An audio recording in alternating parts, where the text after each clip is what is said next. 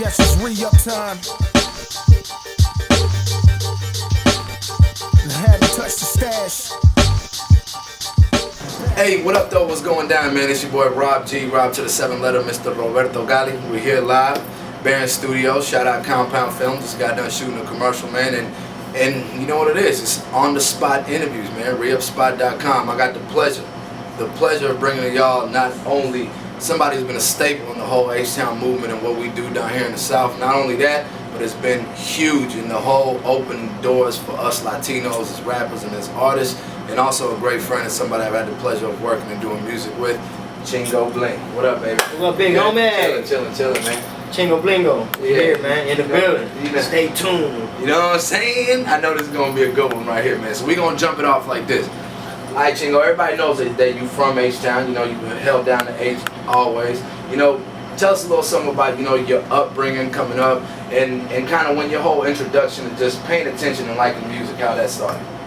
Man, just being a little kid, Southeast Houston, Grand Oak Park, listening to 97.9 The Box, The Thunderstorm, DJ Steve Nice, you know, same like yourself, man. You know, we in this cultural gumbo Creole thing going. I mean, Louisiana's right next door, so I know all about bounce music and all that. Yeah. I mean, we came up with the architects of the game. Like, shout out to Jay Prince, Rap a Lot, you know what I mean? Scarface, Ghetto Boys, and really, man, I just became a fan of the hustle. Like, looking up to guys like Tony Draper, Suave House Records, you know what I mean? Rap a Lot Records, and just that's all I knew. Like, I didn't grow up in New York to where, like, on my commute to Manhattan, I noticed Sony Records to my right. If I could just get this demo to someone there, I have a shot. Yeah. So just being a little kid, listening to the radio, recording cassettes, recording the mixes, hearing them blend certain stuff, I just got hooked. Like, I wanted to just be involved some kind of way.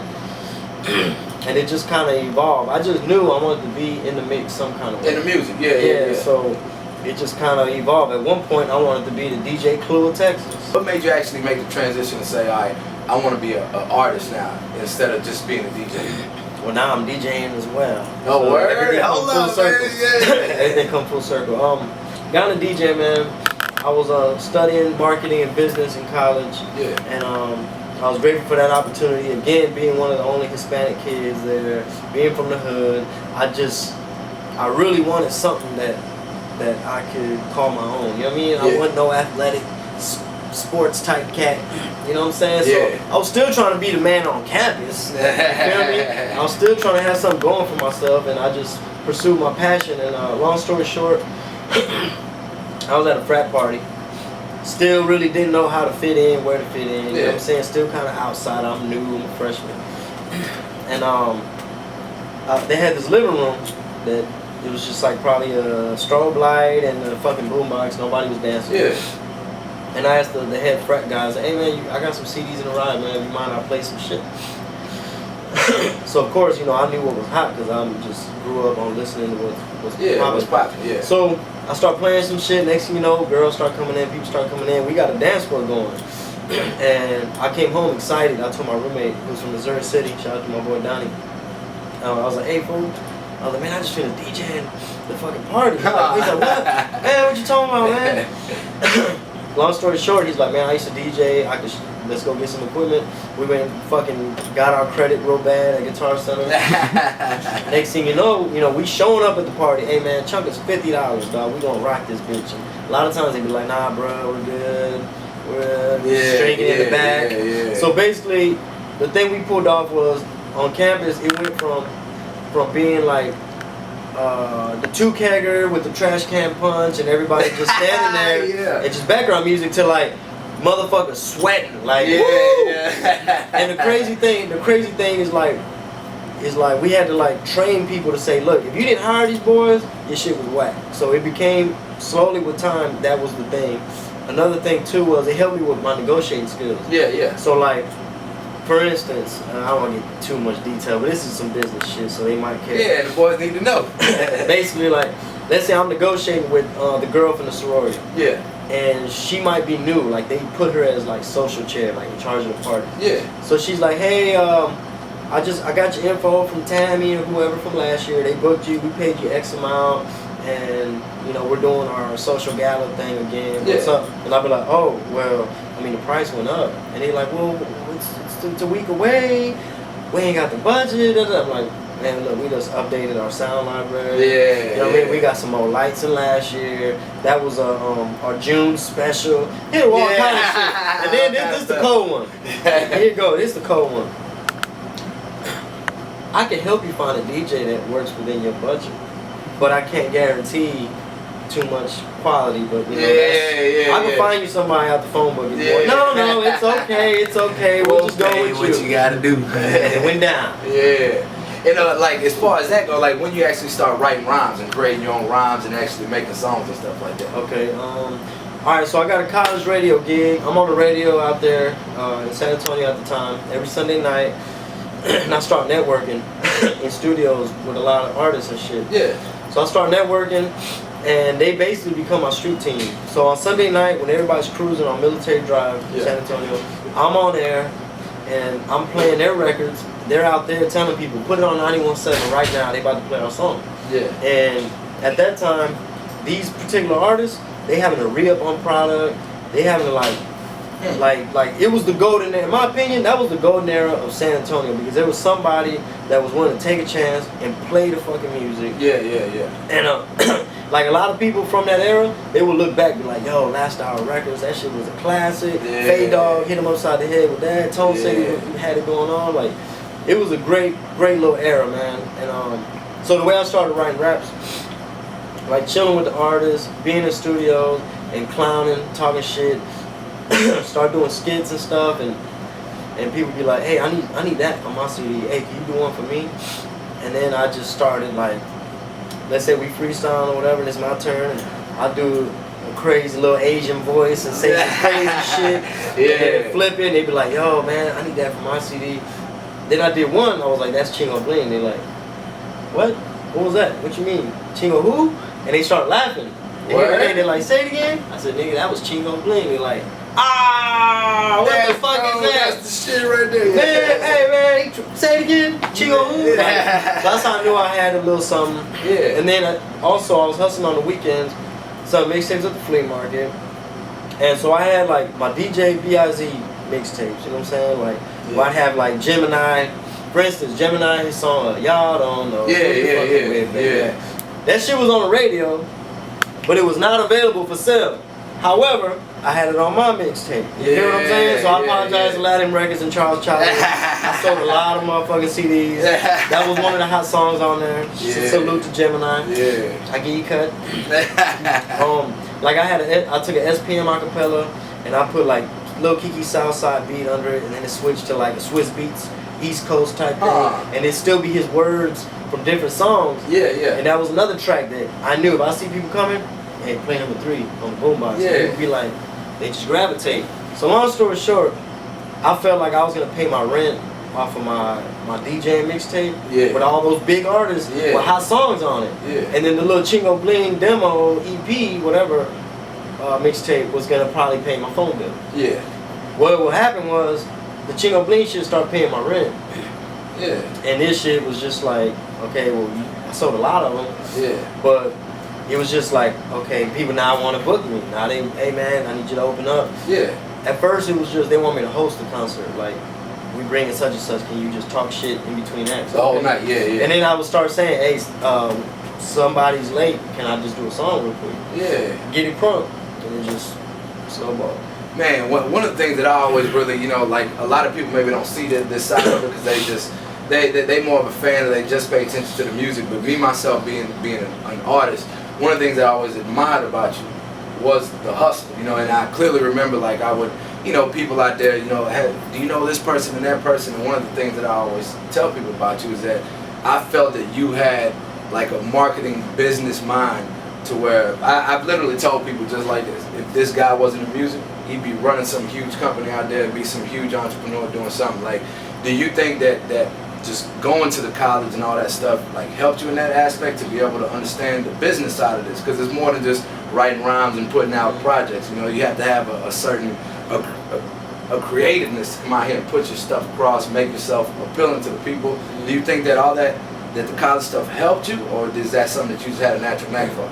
Yeah, I think it was a lot of natural shit, and I'll give the college credit, you know what I'm saying? I'll give them their credit because, you know, I sit in the back, you know, and I know, but my pager going off. Yeah. Nigga, they thought I so dope. Oh, for real? I'm walking out the class. Yeah. Shit, nigga, I'm Rap Records calling me. Yeah, I need to go chop it up on what we're rapping about. So I'm like, because I'm a fan, so I'm out there like, hey, what's up? Hey, man, yeah, I'm on the radio, send me singles. You know, Big Pokey's label, Chevis Entertainment at the time, you know? What's cracking? So, what was I? Let me see. I rapper like hit you up and then Okay, so how did I get the marketing shit? Honestly, man, I just got a passion for it, and I read a lot of little, you know, certain little books and research little shit on YouTube. Yeah. Like for instance, look at Seth Godin, Godin, on YouTube. Just type in Seth Godin, Godin, and hear this cat speak about different shit. Like one thing he talks about is like when you certain products being different and how the shit can stand out. And he said soy milk doesn't even need to be refrigerated, but since they put it next to the milk in the refrigeration section, it's milk, not milk. And they fucking profits went out the roof. Yeah. Because the shit was different. Some people like new different shit. Like Lil Wayne said, it ain't about what's hot, it's about what's new. He said, because whatever's hot, he said, I can put out something new and shit on whatever's hot at the time. Exactly. So, I mean, there's so many little things, man. But at the end of the day, I look at marketing and business and all that as like some hustle. It's just hustling, man. It's just good game. Like, if you got some cheesy ass fucking angles and gimmicks and shit that's just like, come on, man, seriously, you gonna try to sell me some shit? Man? You know what I'm saying? The shit ain't fly. You know what I mean? Like, some shit you just can't teach to people. You know what I mean? Like, it's just good game. Yeah. And like to this morning, man, me and Meta, man, we just up, like, you know what I mean? We just up motivated and talking about our plans and shit. And I just get to tweeting about the get money doctrine. I'm up there like Joel Osteen. I'm just saying, what'd you say? He said, if you do not have a copy of the Get Money Doctrine, share with your neighbor. And I was like, go to page 7 and read aloud. Yeah. You know, a hustler knows the difference between spending and investing. Yeah. Church, tabernacle, swag, and lesson. Man, that's real. I might actually like get that tatted on my damn forehead or something. That's real. You know, there is a huge difference between spending and investing. And investing, dog, they don't teach us this shit in school. They do not teach you how to manage money in school. Like, I had to learn the hard way, and I'm still learning. You know, you're a young kid and they cut you like a big ass check, and then I got fucked out of some deals to where I was supposed to get a big check. Yeah. Like say they owe me $50,000, but it says $5,000, and then we got to go to court, and then I got to sue, and then I got to win, and then I still don't get my money. Yeah. You know, or you just a young kid and Jose Cuervo cuts you a check. You just like, you gonna put me on tour, you gonna promote me, you gonna pay me, you gonna give me liquor, like, what? Yeah. You know, and then we're doing it again next year. So in the third year, like, when they stopped doing that promotion, it was like, oh man, I wish I missed that lick. Yeah. But you learn, like, how did I invest it? How should I have? How should I? You know, how was I supposed to invest it? Yeah, I had similar issues too. Like when I got my deal and all that, it was like I was placed with my first like big check. I was actually almost kind of scared to spend it. Yeah, me like, too. Man, I gotta sit on it. You know what I'm saying? I gotta sit on this. You know, solid check, I did not touch it for the longest. It was there, and we were working with the money we was making off mixtapes and all that. So I agree. I can relate, man, because I felt like I was doing the right thing. Like, we just not gonna touch it. We just not gonna touch it. But the minute you get to touching that motherfucker, goddamn, it goes. Yeah. And you know, you make an excellent point in the whole, like, you know, spending and investing thing, because sometimes, you know, like in my case, time went by and time passed. I found myself saying, damn, I could have took this much of that and flipped it into this. And this Hey, man, listen to what we saying right now. ROI, return on investment. You feel me? Because you need to like be running companies and corporations and shit, man, for real, man. But I love music, I love entertainment. Yeah. I chose to be a starving artist. People ask me like, hey big dog, like, you went to college, why are you rapping? And it's like, man, they gotta turn myself into a business. Like, exactly. Some people I went to college with, they they still like, man, you doing it though, man. Like you Yeah. doing it. Like, you know, you gotta be happy, man. Life is short, and like I said, I turned myself into a business. You know, but back to the investing thing, dog. Like that shit is so real. They do not teach you that in school. You see what I'm saying? Yeah. Like, it's just so fucking important. Like for instance, a cat at the airport came up to me. You know, everybody raps. Yeah. The cat came up to me at the airport. He's like, "Hey, Chingo Bling, you still got the enchiladas in the trunk?" And I was like, "Yeah." But he was like, "Look," he's like, "Man, you think me and my boys should try to get a major deal first, or you think we should go independent first?" Yeah. And what I told him was, obviously you got to start independent. You have to learn how to budget. I said, because if a major ends up signing you, they cut you this big check, and you got to learn how to budget. The people in Hollywood that make movies, the producers, the ones that make all the money off the film, one of their biggest and greatest skills is knowing how to budget shit. Yeah. Like if they gonna spend $500,000 on a movie, they gotta be able to get the actors and shit for cheap. Yeah. They gotta know. It's like you spending ahead. Like you already done made the movie on paper before you actually made the movie. put any dollars down. Yeah. Otherwise, they ain't gonna make no money. Yeah. So it's all about fucking budgeting and investing, and it's crazy. Already. Like they say, you can't get rich by saving. You cannot get Yeah. rich by saving. You got to spend that bread in the right direction. man. Yes, yeah. Moving on to the music thing, you know what I mean? Like what other influences would you say growing up outside of hip hop that other types of music and types of things that you might have grew up on and just might have just grew up listening to? Whether we both Hispanics, you know what I mean? So I know you probably grew up listening to a lot of the Spanish stuff, and how's it influenced you now? Man, Or was it all really? rap, baby? No. I mean, really, like, I just want to say that a lot of my influences on what I do are not even limited to music, period. Yeah. You know what I'm saying? That's real, that's real. So even like Chapulín, Chespirito, Chavo del Ocho, like just the I fact remember all them shows. Yeah. like just the fact that homeboy, like the way he got the name Chespirito was because he was like a playwright. Like he would write his skits, he would write for I think like soap operas and stuff.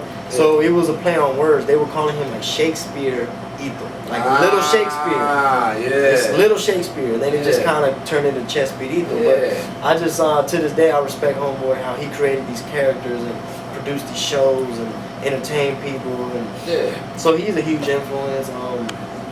Homeboy Luis Alba says doo-doo-doo. I use that as an ad because like when my homeboys at DJ in LA, shout out to Eric Deluxe, Big Sight, they were on Power 106 at the time, and I think I heard one of them say it, or I said it. I can't remember who said it first, but they got to saying it on air, and I was like, I'm gonna use it as an ad lib in my raps just to fuck with people's heads, so that the people that know what's up could be like, I can't believe this boy, because our dads grew up like watching these Mexican comedies and hearing this shit and shit talking, man. So. And that's real. So a lot of stuff just outside of music also influenced your music per se. Just like even like the cowboy hat, you know what I mean? The boots, like mixing shit. Like look at how Andre 3000 when he started dressing crazy. You see what I'm saying? Like to me all that shit was risky, but there's a method to the madness though. Yeah, this shit, dog. You would not believe how nervous I was the first time I had to get up on, and it was time for me to go on stage. I would love to hear about that, man. People, it was in San Antonio, and the word on the street was SPM might be showing up. Yeah. Like SPM might be in the building, and I had to host and talk shit, and I'm like, man, I gotta make sure he laughs. Fuck. And it was like my first time with the looking crazy. Yeah, you decided I'm gonna do this. Yeah. So I'm in the parking lot, and it's like 8 Mile, dog. Mile of spaghetti. Calm on the surface, but it's yeah. So my boy Flatline, he'll tell you the story one day. We're like in the parking lot, like, yeah, fool. We're like about to start walking. Hey man, they ain't ready, fool. I said, man, they ain't ready for this, dog. I don't think they ready, though.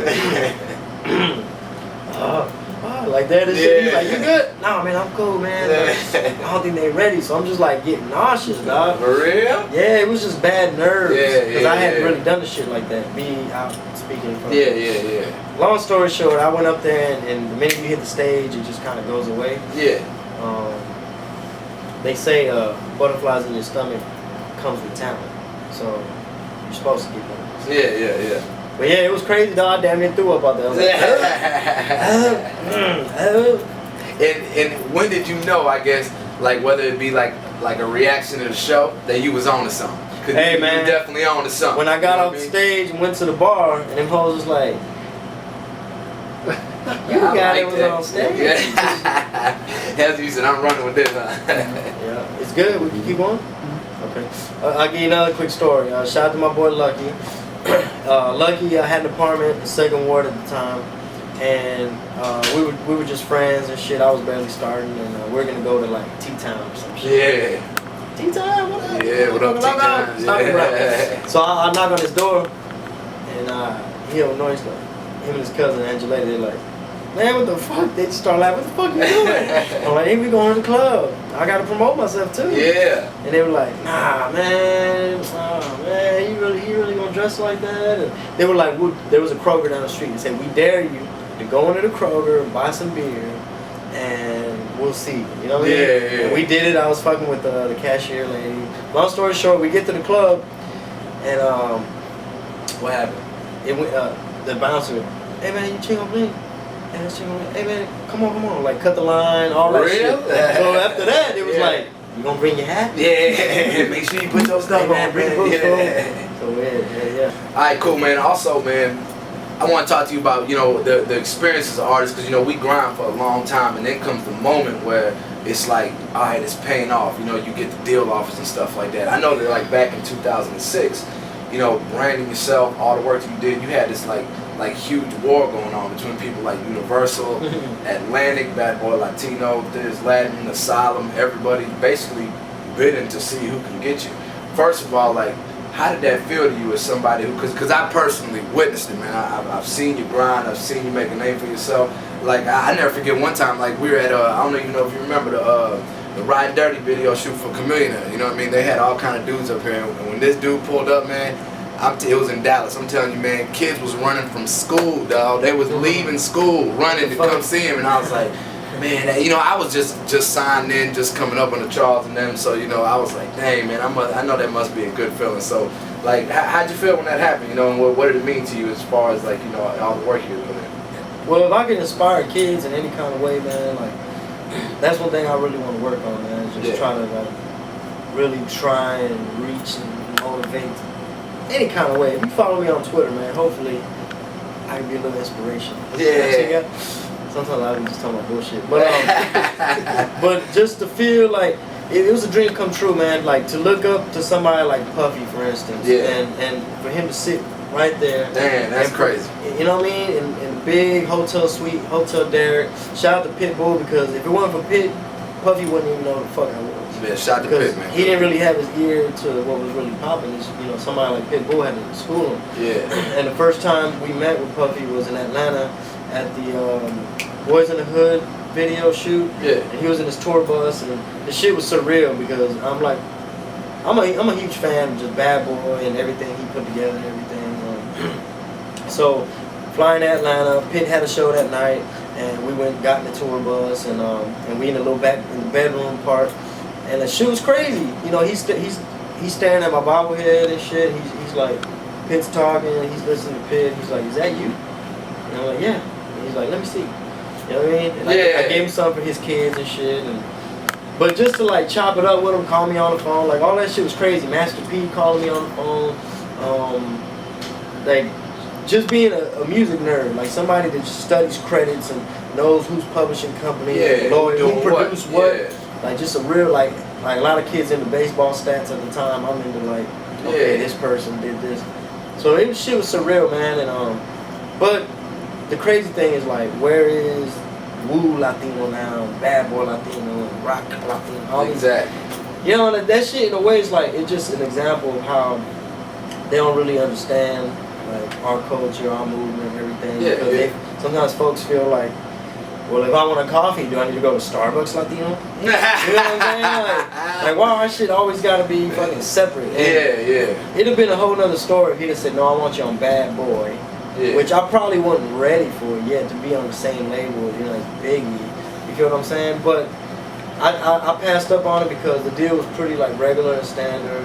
And at the time, the only shit he really had going was like a lot of television shit. For instance, this is around the time where he had people fetching cheesecake.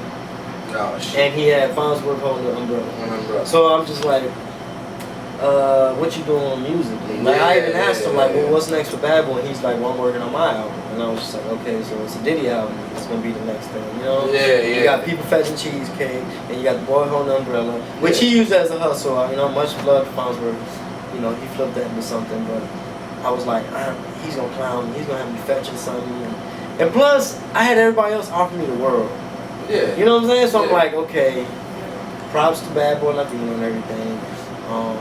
And I didn't want to disrespect Pig because he put in so much work, like calling songs. Just to put it all together. Yeah, I didn't want to not take one of the deals that he was working on. You know what I'm saying? I didn't want that to hurt our friendship. But you know, plus you had everybody else offering the world, so it's like, I know. Do I go get a big check and maybe not a lot of back end? Or do I go here, get a smaller check, and get more of a label type situation? Yeah, exactly. You know, it was just so many options. And the crazy thing I want to mention is like, everything was happening so fast. I felt like I wasn't prepared. I didn't know enough about like the legal side and all the contracts and shit that I had to like do a crash course. Where I had to literally try to hold them off as much as I could. Or like say my manager at the time be like, well, fuck, man, tell them next week, you know what I mean? Or don't fax that yet, don't send this. Because in the meantime, my boy Charlie Braxton, who's a writer, he's, I think right now he writes for like, I can't remember, Vibe.com or BET.com or something, but he's written for The Source, everybody. And he used to manage David Banner. He knows, he's like the Oracle or the Matrix when it comes to this hip hop shit. Like he knows everything. And he schooled me so much. And I'll give you an example. One of the last things that I took out that contract with Asylum was something my boy Charlie Braxton schooled me on. He said, make sure you don't have a courtesy clause in there. So honestly, bro, no disrespect to my lawyers and shit, but the deal was structured by me telling the lawyers, hey man, does the shit have a courtesy clause in it? Yeah, it does. Well, take it out. Well, why?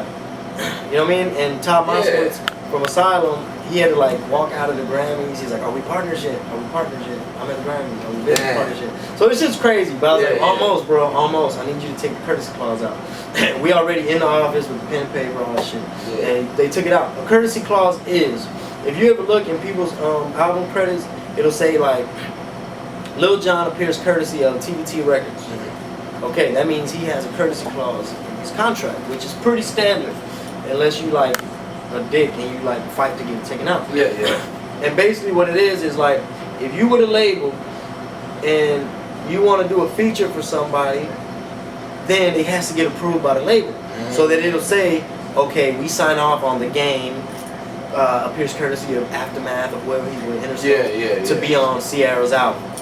Now the thing that the tricky thing about a courtesy clause is, if you somebody like Lil Jon and TBT owes you millions, and you saying, you know what, fuck you, pay me my money or I'm not giving you no more albums. They say, alright, okay, what you gonna do?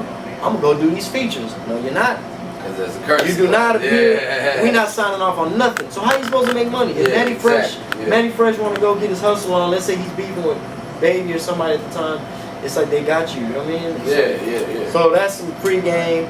The courtesy clause is tricky.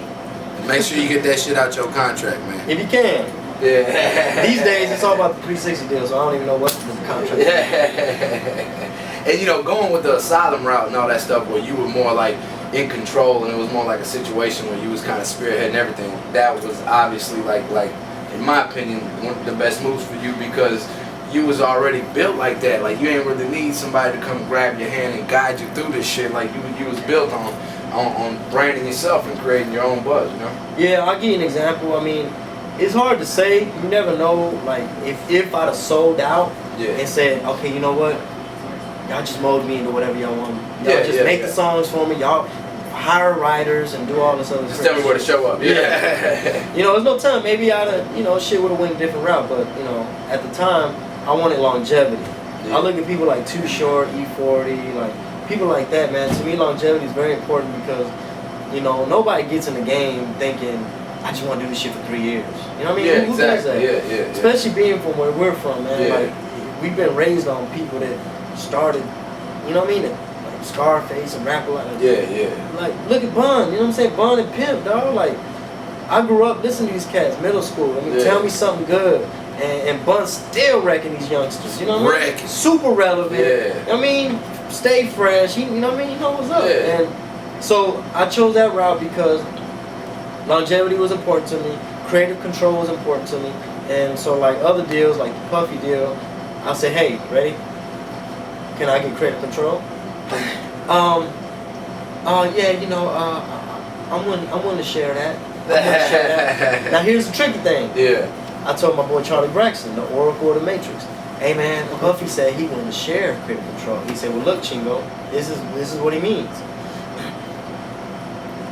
You and I share creative control, but if there is ever a disagreement, then it goes my way. Yeah. So what the fuck does that really mean? That means that's not sharing. That means the bike is both of ours, but we keeping it in my house. Yeah, exactly. And I'm gonna ride it when I want to. Yeah. It's our bike, but it's gonna be in my garage. Yeah.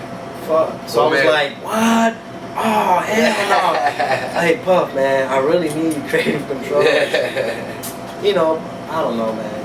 Shit, I learned a lot through that whole process. Yeah, man. You gotta give and take. And to me, man, I still see you everywhere. I still see you in the mix. I mean, I know like your whole merchandising. I mean, you got from coloring books to the bobbleheads to the extensive list of mixtapes. Overdid it. Done, yeah. This nigga got toothbrushes, all kinds of stuff, man. A true entrepreneur. And you even like branched off now. You know, I've seen all the skits that you done with Compound Films and everything like that. Real creative stuff. And now you've been branched off into actually doing films. Like I know that you made an appearance in a film called Philly Brown. That actually like premiered in Sundance and stuff. Like how did you go about getting that, and what was that experience like? And is it something that Chingo Bling is an artist and like you want to branch off into the whole acting and stuff like that? Well, I would like Chingo Bling as an entity to be like a super duper brand to where it's like, dog, this boy done touched on so many different aspects. You know what I mean? I'd like to be very successful at certain things, and hopefully film could be that next level. Like my boy Matt always says, it's like sometimes we gotta graduate to certain shit. You know what I mean? We don't want to get left behind and be that cat in high school. You know what exactly. Yeah. So hopefully films, like look at somebody like Ice Cube, man. I mean, I think it's a great avenue for artists, because one thing that people in the film world always look for is the real deal. Like, are you authentic? You feel me? And just coming from the hip hop world, like, you have to be that in order to survive. Got to. If you ain't got no respect, there's so many fucking closed doors you will never be able to open. I don't care how much fucking street money you have. You feel me? Like, respect always gonna open up more doors than money. So like, wow, I gotta speed it up. So the way I got into the Philly Brown film was my homegirl, Kool-Aid. Kool-Aid, and my homeboy E-Dub, you feel me? We doing a lot of business. Both fellow locals. We doing a lot of business right now. And they hit me up. They're like, yo, we cooking something.